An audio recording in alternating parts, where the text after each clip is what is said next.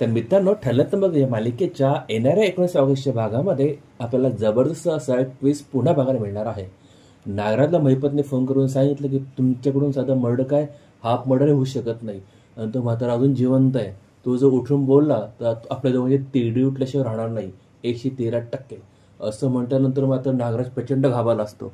उद्याच्या भागामध्ये आपण बघतो की पोलीस इन्स्पेक्टर हॉस्पिटलमध्ये जाऊन अर्जुन सायलीची बयान घेतात.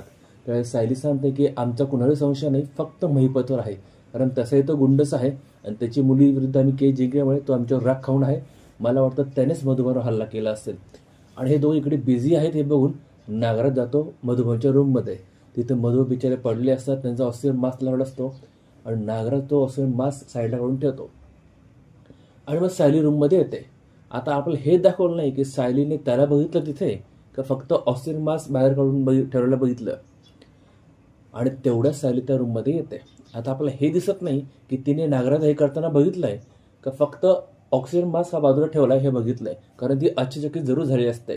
पण पुढे काय झालं हे जाणून घेण्यासाठी चॅनल सबस्क्राईब करून बेल आयकॉन जरूर प्रेस करा.